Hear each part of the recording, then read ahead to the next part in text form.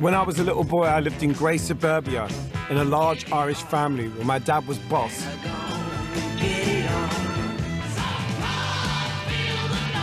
Watching Top of the Pops on Thursdays was where I learnt to be a real man.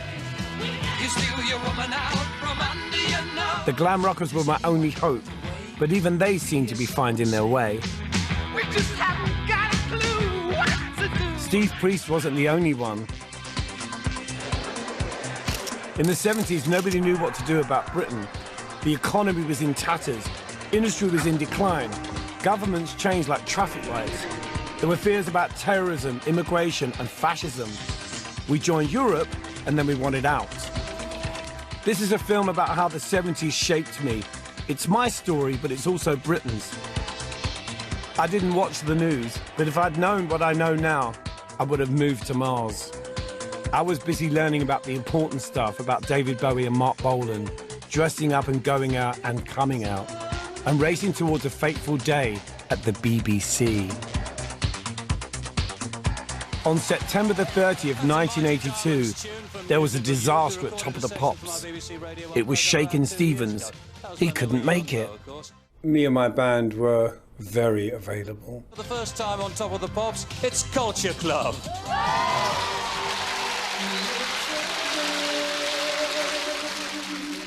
In 3 minutes and 22 seconds, my arched eyebrows caused national alarm and confusion. My makeup outraged the press. It called itself a boy, but was it a girl? Civilization was in grave danger. Do you really want to hurt me? Our song went to #1 in Britain and many other countries. It was 1982 and the start of a life with and without Culture Club. Love, money, drugs, fame, and more drama. People got to know me in the 1980s, but my journey from boy to Boy George really began in the 1970s.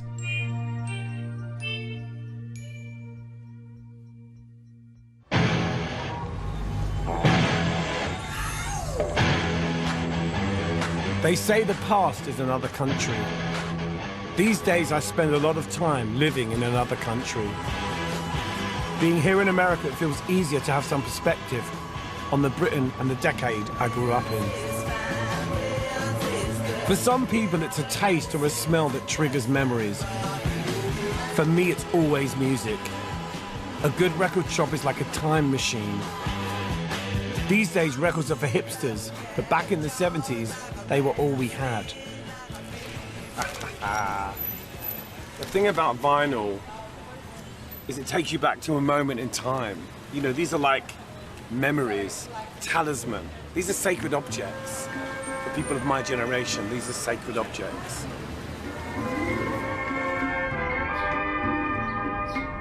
Where do I begin? This is where I began. Eltham in southeast London. In 1970, I was 9 years old. But even at that age, my world was sparkling. When the family were out, I was alone with a hairbrush microphone, and throwing her arms around was Shirley Bassey. In this very living room, I fell in love with Shirley Bassey and the idea of kind of being a performer. You know, I loved the whole drama of it. In the 70s, we were very typical of a lot of families. You know, my dad ruled the roost. He went out to work. My mum was supposed to cook, clean, run the house. And I think one of the reasons I loved Shirley so much was because my mum, you know, was kind of, you know, like a normal housewife and never got a chance to be glamorous.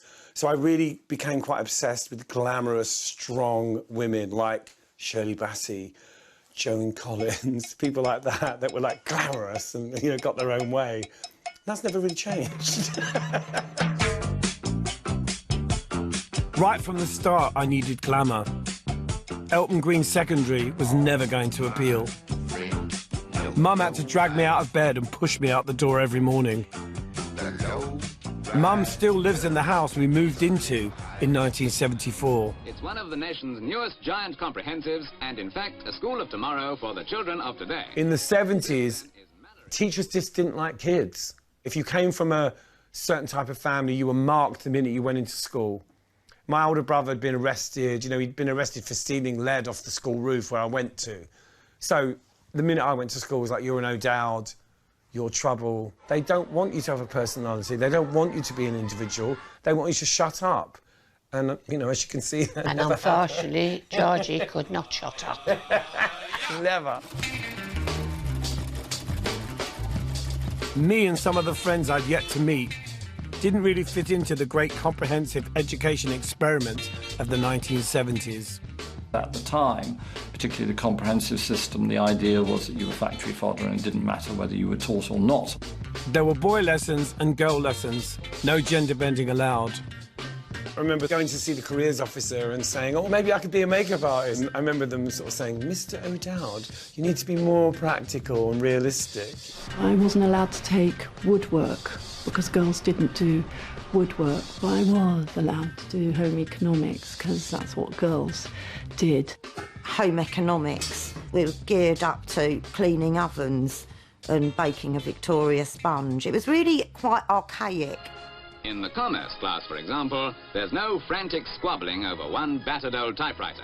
That was the other thing about the 70s, where you could still get hit. You know, that was the other thing. No, they can't do it now. No, in the 70s, darling, yeah. we got caned on a regular basis. It's so barbaric. What does that teach you? That you hit people, that's how you get your way. I mean, it's awful. Yeah. People were terrified. Outside in the real world, things were tough. But me and my friends weren't interested in current affairs. The 70s did have a drabness attached to it, which seems to be a thing that sort of escaped me somehow. I wasn't particularly aware of how difficult things were. There was just always crisis. Funny enough, I don't remember a whole lot about that. It seemed Britain was on the edge. Money had to come from foreign banks to bail us out. I want to speak to you simply and plainly about the grave emergency now facing our country. Everyone was saying the unions were running the country, but the first I knew about politics was the miners' strike, when all the lights went out.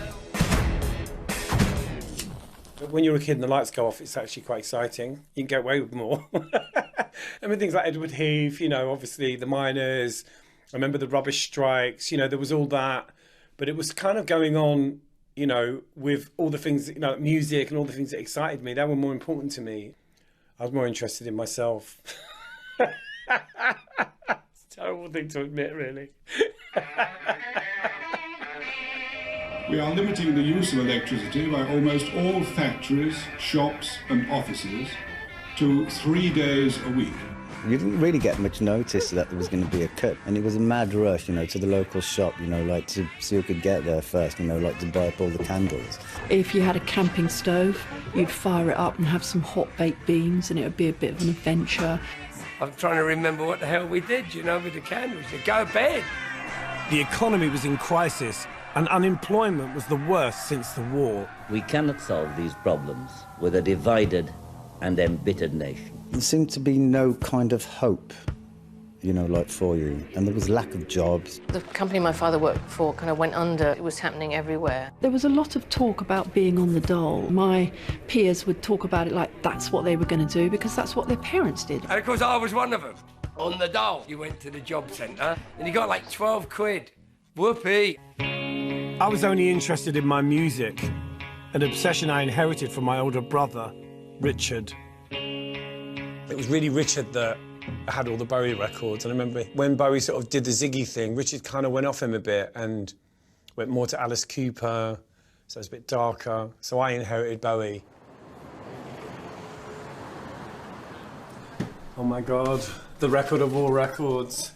He swallowed his pride and puckered his lips, showed me the leather belt round his hips. I fancied him a little bit, this period. It's quite cute.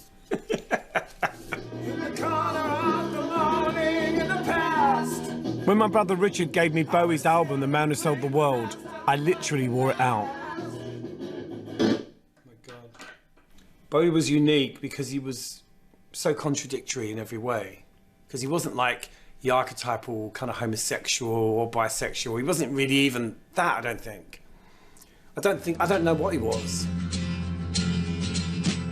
But for me, yeah, he was everything. Absolutely everything. I lean back on my radio. The album came out in 1972, and that summer I first saw the alien land on Top of the Pops. It was a light bulb moment. The seminal moment of revelation. There's a starman waiting in the sky. Seeing Bowie doing Starman was a major moment. It was aligned to landing on the moon, the space race, all this technology that was going on. I had to phone someone, so I picked on you. You were like, oh, wow, this is the alien, this is the outsider. And I already knew that I was the outsider. I was a gay teenager. I could link in with David Bowie straight away. If you did feel like you were somewhat on the outside of things, suddenly you belonged to, like, the world of Ziggy Stardust. I remember feeling intimidated on some level and at the same time fascinated. It was like, my God, you know, I want a lifestyle like that, you know, and I want to be like that. I hear the sound. Hardly any Stardust reached Elton, but my brother and his mates were always slipping off to a place that sounded a bit like Las Vegas.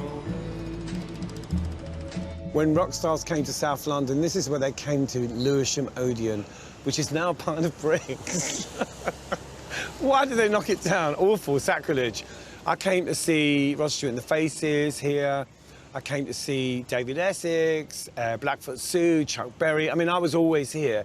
And if I wasn't at a gig, I'd be at the back of the stage, hovering in the hope that I would see someone famous. The biggest gig I ever saw here was in 1972 when I was 11 and 11 months old, and that was Ziggy Stardust and the Spiders from Mars, which for me was a life-defining moment. It really changed everything for me. Even from the back of Lewisham Odeon, David Bowie was bigger than he'd been on TV. He created an extraordinary landscape. He wore makeup and said he was bisexual. He wasn't ordinary, he was all-powerful, a superhero. I knew Ziggy Stardust was a character and David Bowie was the performer. The clothes and the makeup gave him an edge, but when he took them off, he was just a boy from South London like me. Turned out we lived on the same bus route. My older brother Richard sent me to the chemist to develop some Kodak film. And I think I was allowed to get some sweets with some of the change. So I'd gone off to the local shops in Middle Park with this film. And I got to the chemist and I was standing outside and I was chatting to some friends and just, it was a really hot day. And it was about 11 in the morning. And as I was talking to these friends of mine, I turned around and there was a bus and it said Beckenham. And I was like, a bus from Elton goes to Beckenham, and I just jumped on it. Yeah. All the fans knew that David Bowie lived in Beckenham. My friends Joe and Danny have come with me to tread the holy ground. Everyone knew that inside David and Angie lolled about in velvet jumpsuits, eating space food and getting visits from Lou Reed. I'm sure it was there. I know it was on this main road. I think this is it. This is where it was. So this would have been the back garden. Wow. This area. The house was kind of like an Edwardian mansion block. He had a flat in it. You could see washing on the line. So we were sort of contemplating getting over and maybe nicking some clothes. I don't know, like maybe there's Bowie's pants or something. And we were sitting outside most of the day. And at some point in the afternoon, Angie opened one of the windows and was like, why don't you all just fuck off? And we were like, oh my God. You know, it's like acknowledgement, you know, and it was the highlight of our year. But this place just is not recognisable. The following summer, Ziggy was dead, killed off on stage at the Hammersmith Odeon. I knew Bowie would be back. He was just changing costume, but he left a huge glam vacuum. Bowie went off to Berlin, didn't he, and sort of disappeared. And there'd be little snippets of things in the press, and you'd see articles, and there would be pictures. When he came back in 1976, I was at Victoria with all the other fans. You know, he was wearing sort of, it was kind of like a Hollywood sort of collared shirt. Yes, he looked pretty conservative compared to Ziggy, but then he did Boys Keep Swinging, where he's in drag. It always felt like Bowie was one step ahead of everyone. Even at the time, I knew he was at the cutting edge of the 70s gender debate. But it wasn't going on in our family. My uncles and aunts. The men just did what they wanted, and the women kind of cleaned up the mess, basically. That was the 70s. Bowie knew that alpha males were an endangered species. The new women's libbers wanted to be heard. They had outrageous demands. Equal pay, equal rights, and the appeal they'd been promised in the 60s. I don't think I used the term women's lib, but I was always saying to my mum, why do you let Dad talk to you like that? Why do you let him treat you like that? Men treat women really badly and women put up with it. That's what I remember from being a kid. I did have a meeting with my careers officer who said I could be a secretary for a couple of years and then I was expected to get married. I asked a female relative what a lesbian was, and she said someone who's not very nice. And I also asked, what's a feminist? And I got the same answer. The feminist movement didn't really appeal to me very much. Topless festival dancing and things, dishevelled, a bit too feral. Some men weren't changing. After we moved to the big house, I still shared a room with 3 very, very hetero brothers. Here's a picture of me and my boxing brother. Enough said. I felt like the only gay in Suburbia. But 70s TV was full of them.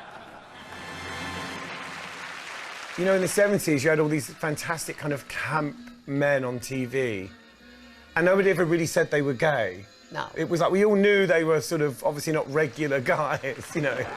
What did you think about Larry Grayson? Did you think he was gay? Yeah. Did you know he was gay? No, I wouldn't. No. Really? No.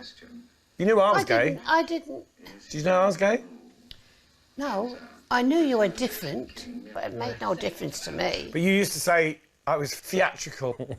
I was what? Theatrical, highly strung. Oh, of course you were. Yeah, you were. And you're still highly I strung. thought that was kind of your way of sort of saying... I didn't even know what the word meant. Oh, really? Yeah. Yeah, well, I used to hear it a lot at school, you see. Yeah. Trying to burn me out. I say, what a gay day. If Larry Grayson was on telly, the next day it would all be like, shut that door at school. Yeah. It was constant. I say, what about this? He was brilliant, wasn't he? He was brilliant. Yeah, fantastic. But, you know, a lot of gay men didn't like all those kind of camp icons because they felt that they were sort of spawning it for them, like they were portraying this kind of image of gay people that was kind of very effeminate and kind of weak. Well, it's too big for a cake. It's too small for a midnight service. But I loved those people. On TV in the 70s, you only had a certain type of gay man. Yeah. It was always like, shut that door, oh, look at the buccaneer, you know. It was all very camp. At Christmas 1975, honesty broke out.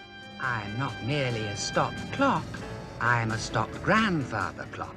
The Negative for Servant was the story of Quentin Crisp, you know, and I remember this was on TV, and I was here on my own on a cushion, lying on the floor, watching this show, like transfixed. Because, you know, I thought it all started with Bowie. So suddenly I see this man from, like, the 1930s with hennaed hair and makeup, you know, outwardly homosexual.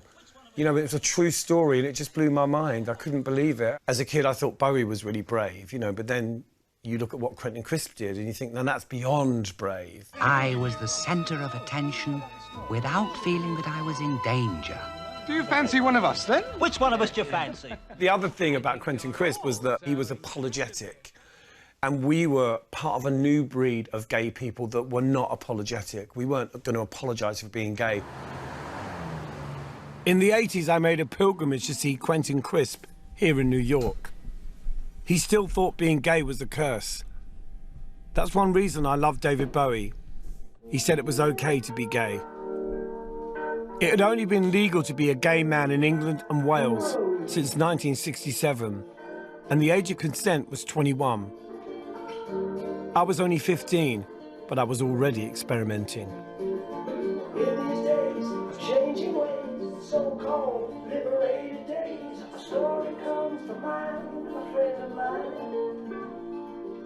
My mum actually bought me the Killing of Sister George Parts 1 and 2, and it was in a paper bag. She put it in my sock drawer in my bedroom.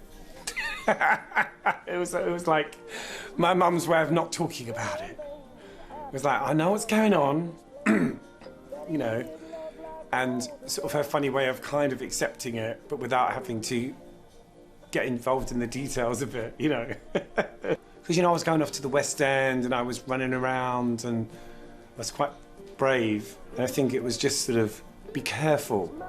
It was just her way of kind of trying to let me know that she was worried about me and that she sort of understood but didn't understand, you know. How I said there must be a mistake. How can my son not be straight? After all I've said and done for him. I should be laughing. I'm sure my parents had sleepless nights about me being gay, but I think they were more worried when I left school at 15. It couldn't have been a worse time to be looking for work. These Sunderland teenagers are already veterans of the battle for jobs in Britain's depressed areas, where the odds are often 10 to 1 against employment. The dole queue was a bit grim for me. I thought I could doss in bed, but Mum soon cracked the whip. I wanted a job doing something fabulous, but I was soon stacking shelves in a well-known supermarket. Real life was boring, but just in the nick of time, punk rock came to the rescue. Because the old film is so grainy, we think of punk as grim and grey. But I remember it in Technicolor, because it kicked off in the boiling summer of 1976. That was really the hottest summer of all. I'd never known anything like it, and it was relentless every day. That kind of sticky, horrible repeat that goes on and on. Everybody's lawn looked like straw. I remember I nearly fainted at the bus stop. I had a bit of a moment then and nearly passed out. People were advised to take a bath with a friend. The hot summer of '76 was fantastically important because it just changes everything. Everybody gets out on the street, there's a sense of possibility, there's a sense of openness, and suddenly something can break loose, and that's what happened with punk rock. The cult is called punk. The music, punk rock. Raw, outrageous and crude.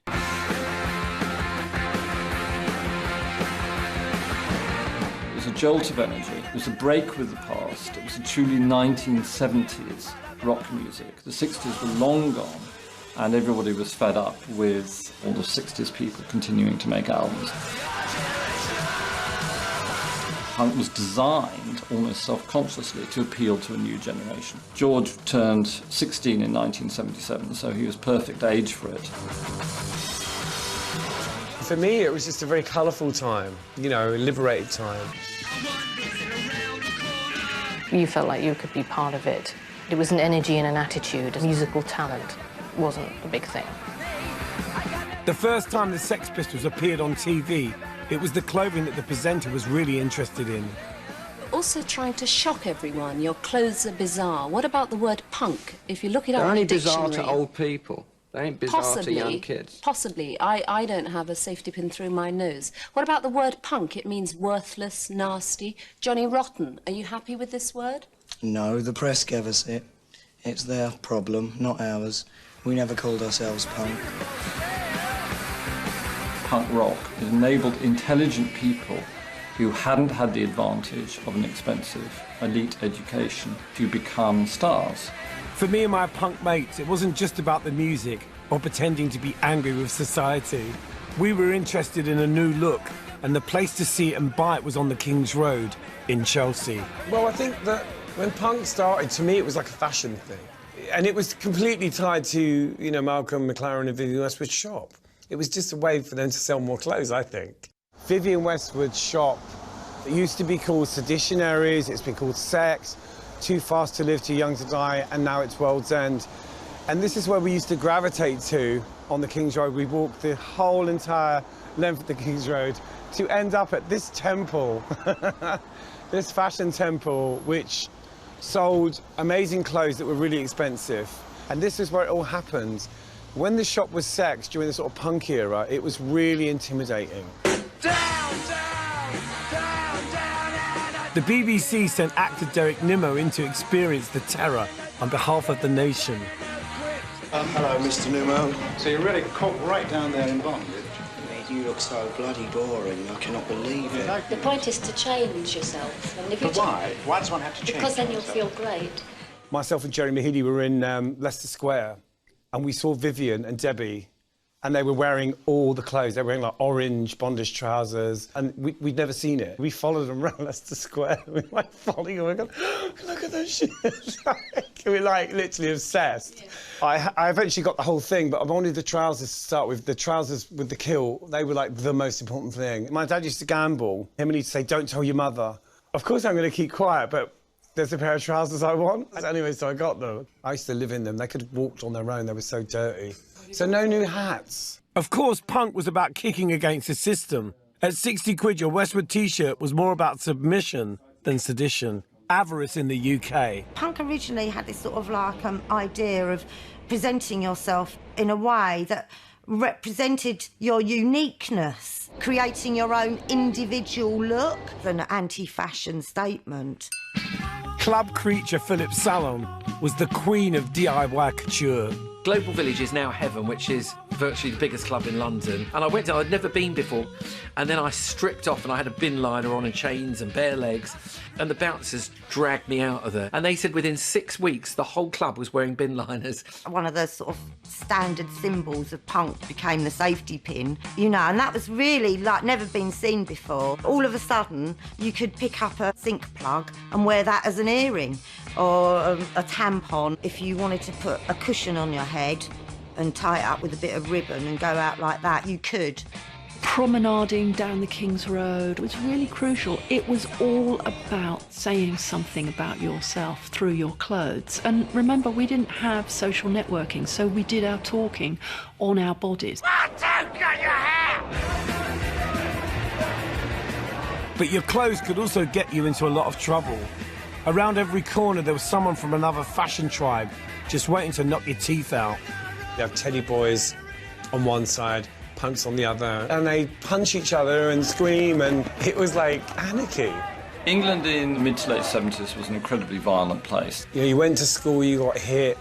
You went home, you got hit. Hoppers could hit you. And of course you had skinheads. They would actually wait at the station for people to come off that train and give them a good hiding. My dad used to carry a big, like, monkey wrench in his car, and if someone cut him up, he'd get out and they'd have fights. Everyone talked about the Millwall brick, which was a rolled-up newspaper that you jam into someone's throat. I just remember an atmosphere of constant violence, and it could erupt at any moment. It was everywhere. Thugs didn't really need much of a reason to lash out. Seeing someone not being manly was a red flag. It wasn't a gay-friendly time. It was a world away as far as gay rights and gay consciousness goes. You walk around the way that I did, knowing that there were whole loads of people that wanted to punch my face in. Straight blokes, just because they didn't like the fact that you were dressed up. Rock and roll guys that didn't like the fact that you were a punk rocker. There were just so many people that wanted to punch you. Old ladies that hit you with their handbags. This is such a timeless record. Your face when sleeping is sublime. In the safety of my own home, I could listen to music by people who not only said being different was okay, it might actually be better. Then comes Pancake Factor #1. The most famous track on this album at the time was Walk on the Wild Side. I think it was just really revolutionary, that song.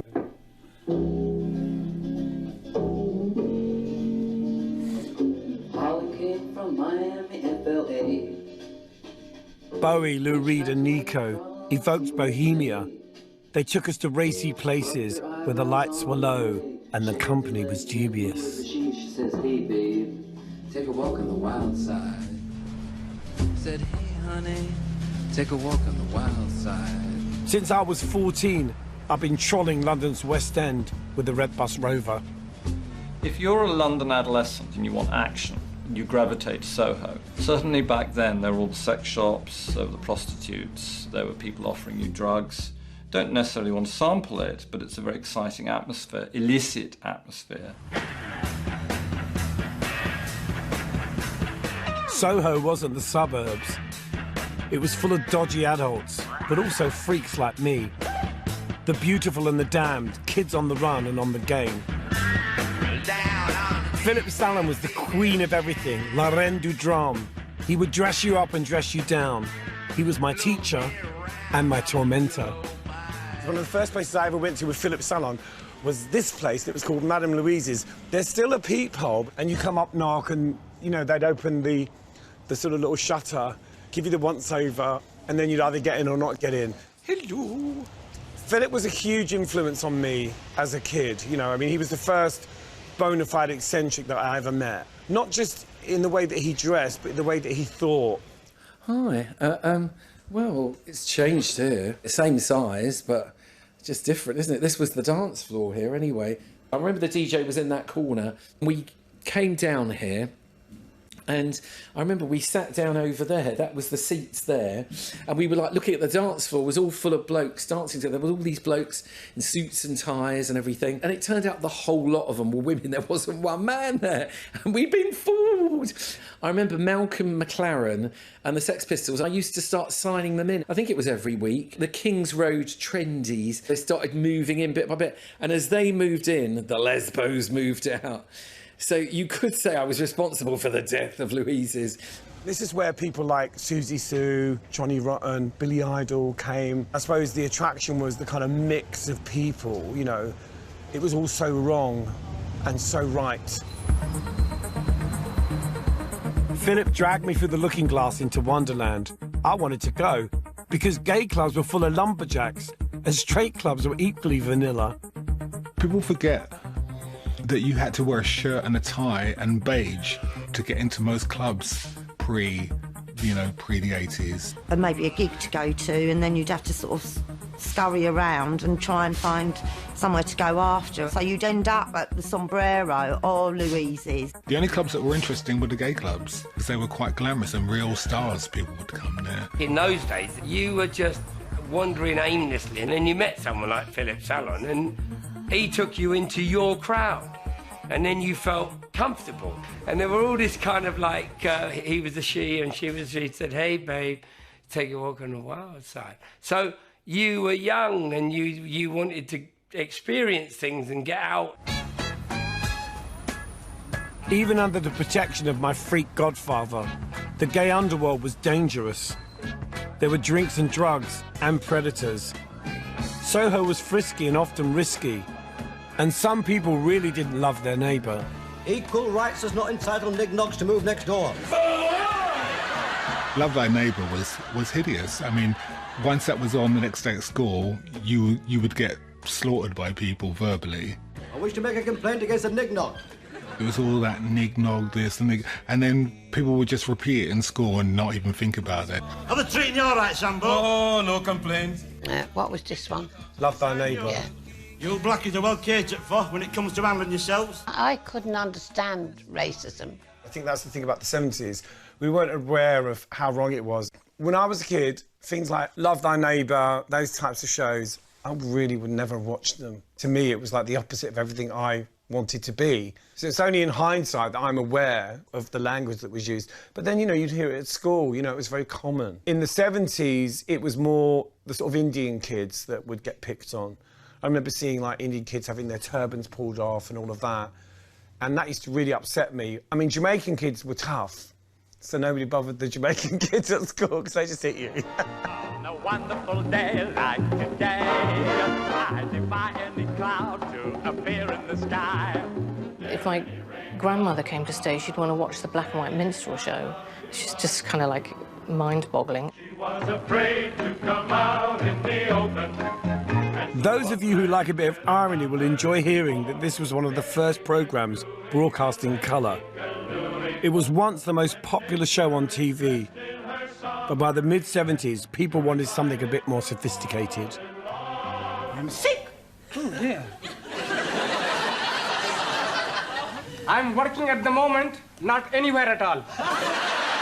They called this light entertainment, but to fascists, this was reality TV.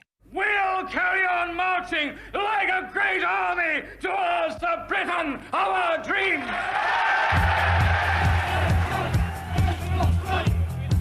I was never nationalistic. My colours were red, gold and green. I was for inclusion, not exclusion. But apparently plenty of people thought Britain was being swamped by immigrants. Right-winger Enoch Powell was the most popular politician in Britain. He won BBC Man of the Year twice. You had to learn how to run. People would just come up and punch you in the face, spit at you, throw things out, cars at you. I'm the daughter of a Hungarian man. I was considered foreign. I remember our next door neighbours didn't talk to us for like 10 years. I can remember being on the train and all the football fans got in and everyone was abusing us. They were even getting their children to abuse us. Lewisham was proper rough in the 70s, but it was also a place of contradictions. You had people giving out National Front leaflets, then you had a big black community. As a gay man, I was well aware of the National Front, and they had one of their biggest ever marches here in Lewisham. It was like the biggest turnout for them ever in the 70s, which was quite scary, because after they got rid of the foreigners, we were next. Immigration! Repatriation! The National Front tried to incite the working class, fueling bitterness and division. To me and my friends, the minorities under attack gave this country something wonderful. They were also our classmates. My secondary school was like the United Nations, and thanks to my dad, our house was like the culture club. I didn't grow up in a racist household. My dad was a builder. So this house was just full of like Jamaicans, Indians, every type of person. I'd come down sometimes to get breakfast and the kitchen would be full of like cast of thousands, you know. It was funny, I'd kind of walk into the kitchen with blue hair and there'd be like a Rasta sitting there, you know, having a cup of tea.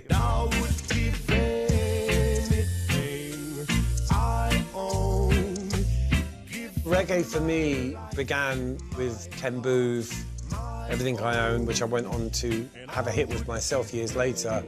Things like Susie Cadogan, Hurt So Good. First you take my heart in the palm of your hands and squeeze it tight. Reggae is so much a part of growing up in Britain. It's as important as, you know, curry. As soon as I heard like Lovers Rock in the 70s, it just clicked with me.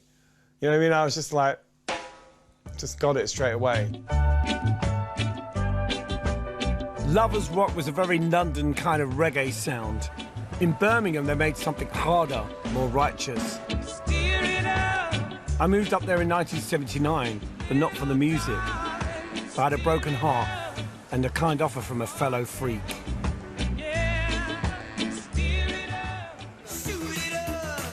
In the 80s, Martin Degville would go into orbit with ZZ Sputnik.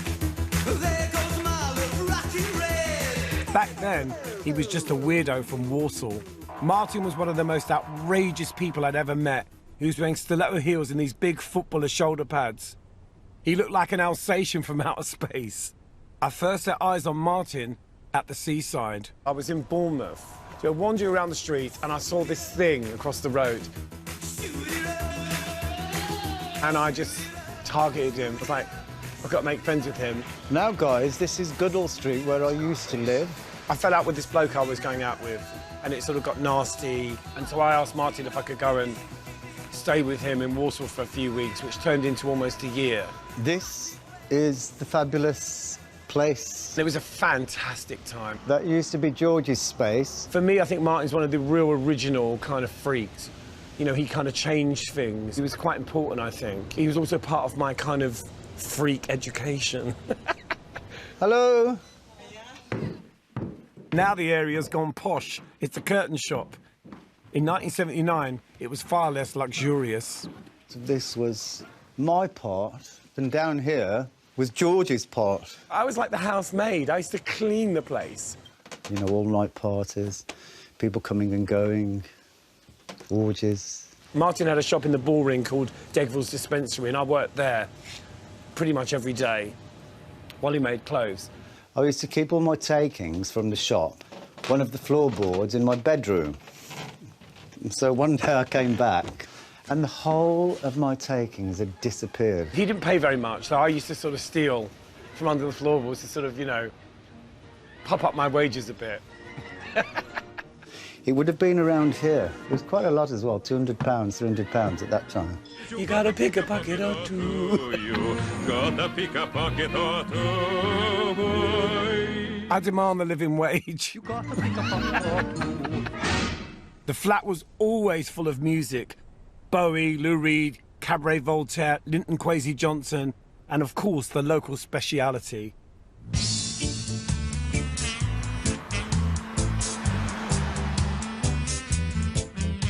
I used to listen to a lot of ska music, you know, especially like the Trojans, like collections.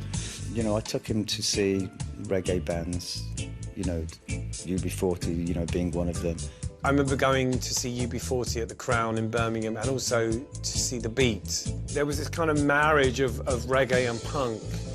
You know, you'd see bands like Steel Pulse, you know, and you had characters like Jar Wobble. With his first release, Do You Really Want to Hurt Me, it had really sort of like, you know, big reggae undertones to it, you know, which I know sort of like I probably inspired him.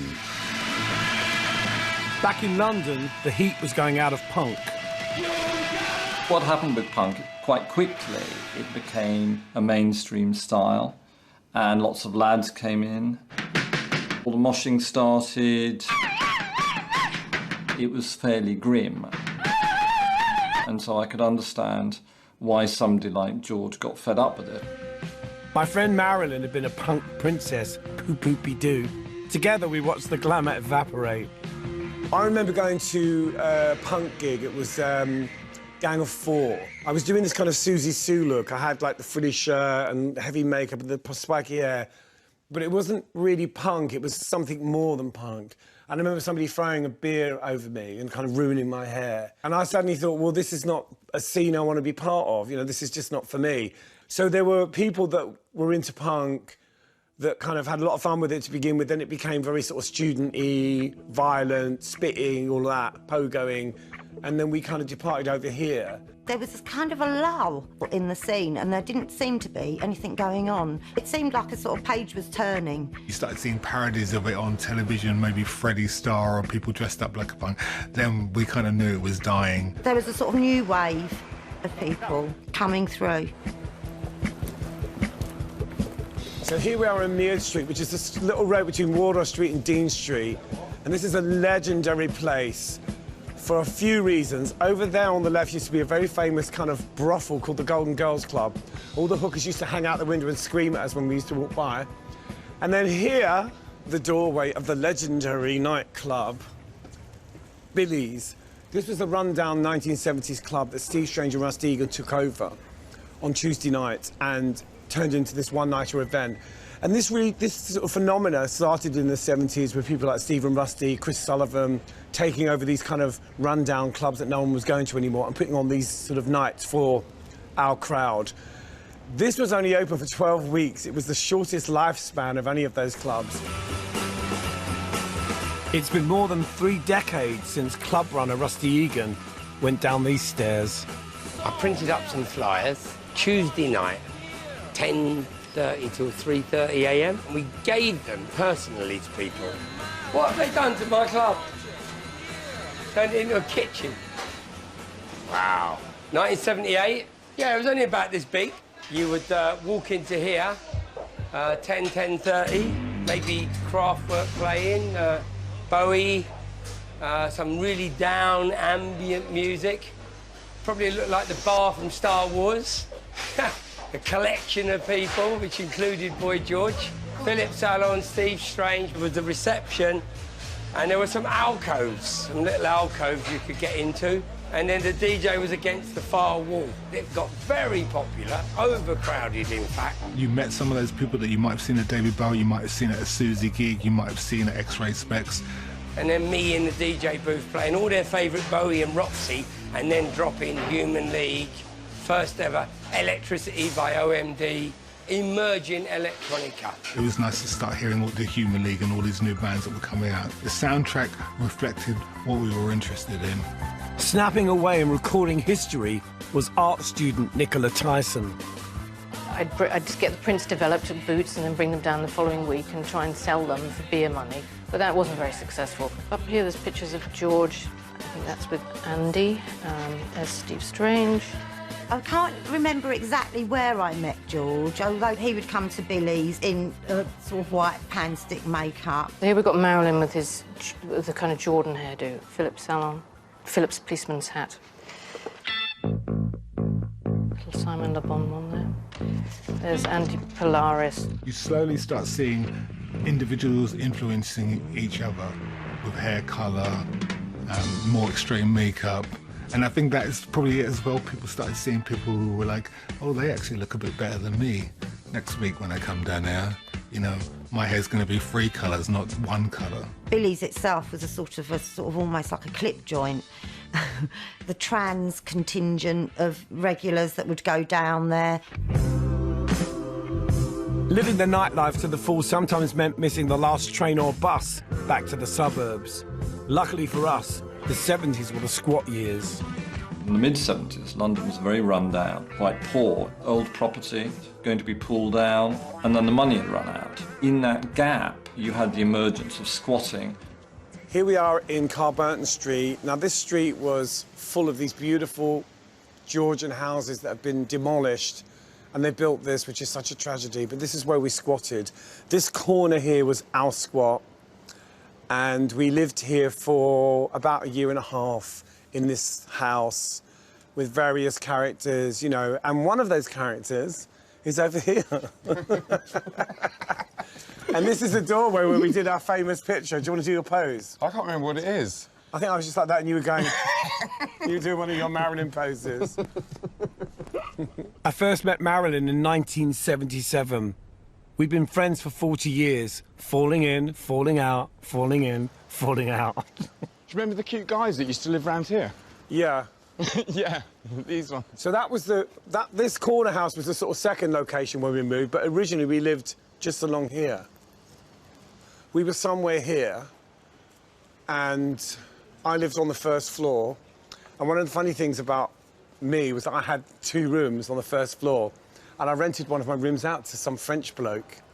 I was like a landlady. It was genius. And people say, how can you squat and make someone pay rent? I said, well, he wants somewhere to live. So I was very enterprising.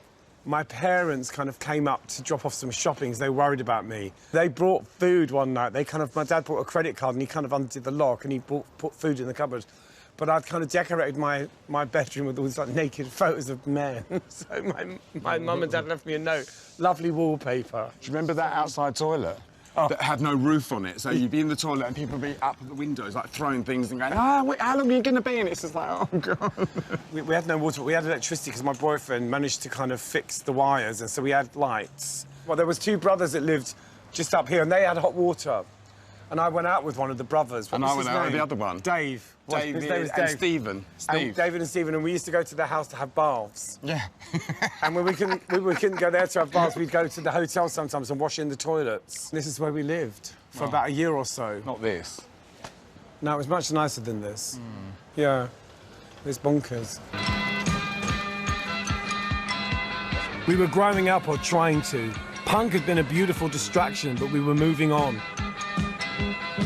It was still all about dressing up, but now we wanted glamour, tungsten lighting, punks in paint. Clubbing, you know, living hand to mouth, getting up at 2 in the afternoon, putting your face on, going out. You know, it was a very hedonistic time. People were expressing themselves in a different way that was very stark. I just wanted to be myself and express myself, you know, with the way I looked, my creativity. There was a feeling of anything goes. In terms of style, we were fearless. It was never about just one look. Variety was the vice of life. I would see sort of Roman gladiators, men in capes. I can remember my brother getting arrested wearing hot pants, plastic sandals and a space gun. You couldn't afford to make stuff with nice lace like that. Where'd you get that? That's my name. Philip Salon, he would go out in a wedding dress. When you go out with Philip, like, on the town, he would, like, bring bags of clothes and he'd constantly be changing outfits. It got to the point where I was turning up with suitcases and changing all night long. I know it's tragic. Green eyeshadow, green blusher and green lips. Being first with the look was vital. Even dear friends like Jeremy Hayes and Taser Healy would become sworn enemies if you stole their eyebrows or their hairdo. It was very, like, competitive. If you copied something that someone else had done... Oh, they'd cut you. They'd fights, cut your clothes off. Drinks thrown. It's like... Spitting. And what about the kilt? You know, there was this one time when... Yeah, but that's you. No, but you as well. There was that time when you... Remember when you got dreadlocks? Yeah. Who had them first? Jeremy. No.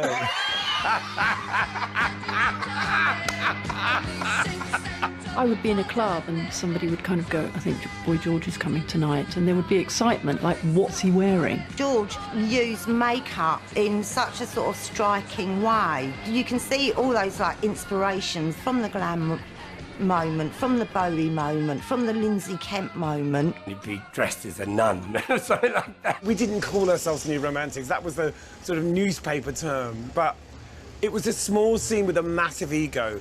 200 people at the most, but really publicity hungry. You know, we wanted people to know about us. But it wasn't a lot of people, you know, in terms of its kind of cultural impact. It kind of grew into what we did in the 80s. All the bands, you know, Duran Duran in Birmingham, Culture Club, Spandau Ballet. It grew into something bigger, you know, but actually the root of it was this tiny little crowd of people who were sort of full of their own self-importance, of which I was one. You've changed. In February '79, we had somewhere new to go. Steve Strange and Rusty Egan's new club, The Blitz. Steve was brutal on the door. Talk about kill to dress. It's about fashion, it's about looks. I mean, the men dress outrageous, the women dress outrageous. Spending hours dressing up beforehand. Steve would be at the door, looking you up and down. Whatever their look is, they've got to have a look to get through the door. So when he went into this club, I'd be playing Warzawa, you know, the B-side of Low, you know. People like Susie Sue strutting about, Jordan, obviously, Sue Catwoman, like all these people who look just incredible. It got busier and busier and busier, and then I'd play, doo-doo. Okay, are you ready?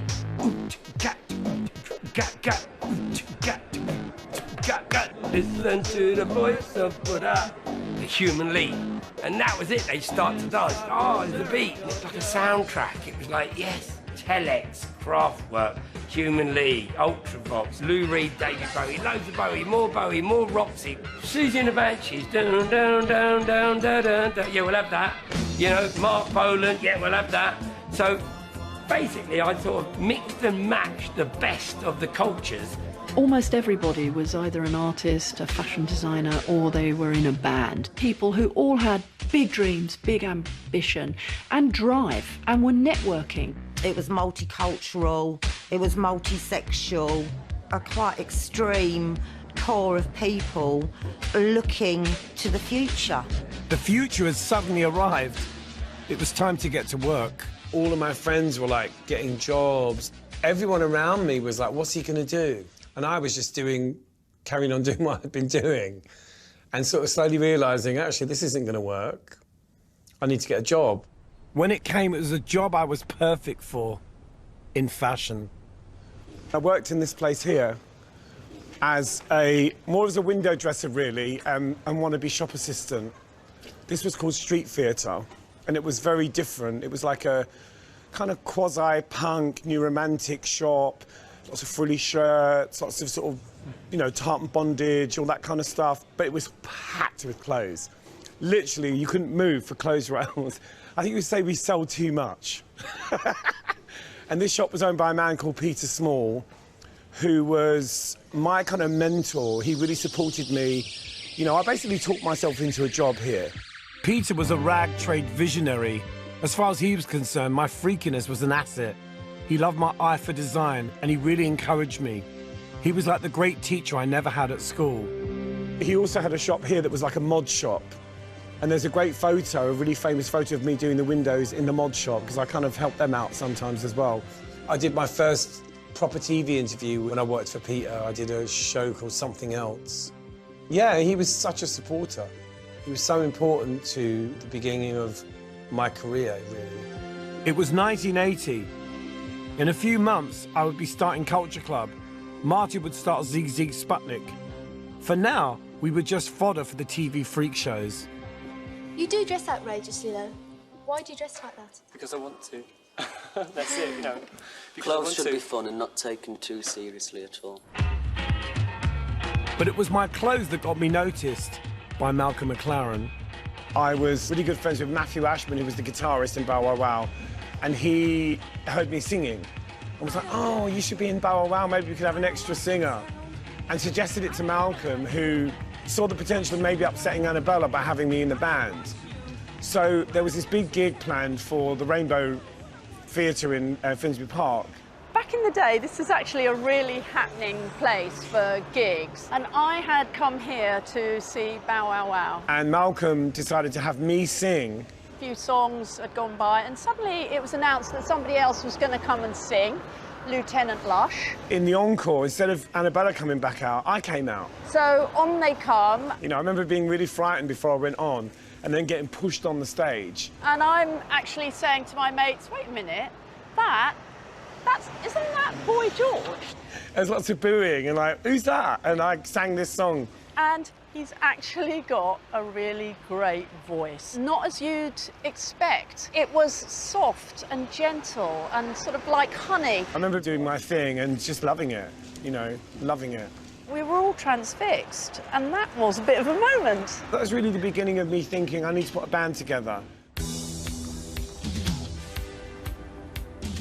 You know, people from Eltham just didn't become famous. It was just like, you know, you're not going to really ever be a singer. You can sing all you like, but you're never going to make a living out of that.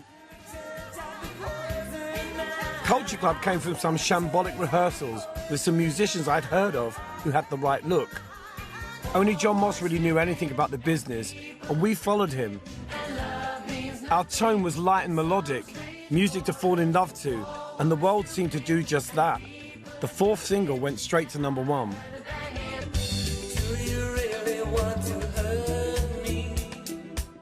I used to joke it was the day I married the world. One day, I could walk around the streets like in full regalia and nobody would take a blind bit of notice. And then overnight, I was instantly recognisable and I couldn't go anywhere. The rest is history. But we're in the 80s now, so we can't talk about this. He was a classic British pop star. He was absolutely huge, worldwide. He was cuddly, but also with George, with his tongue, there was always an edge. And he was always involved in some kind of social change, which is what the best pop stars always are.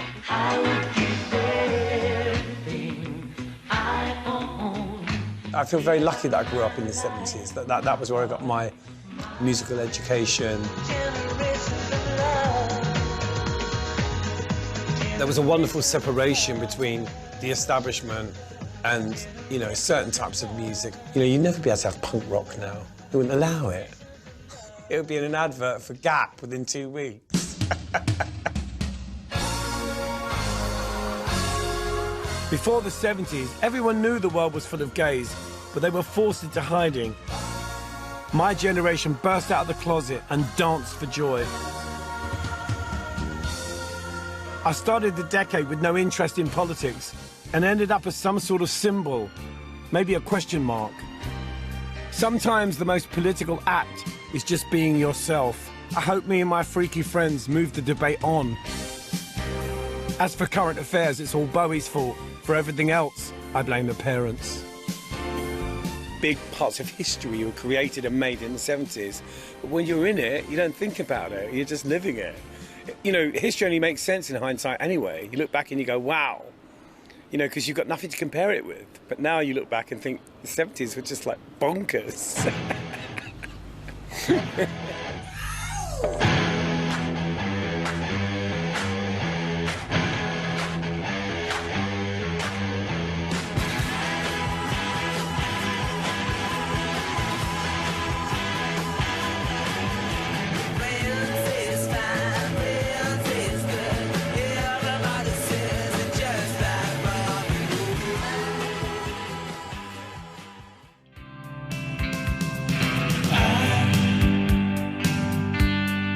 Gone to the darkness.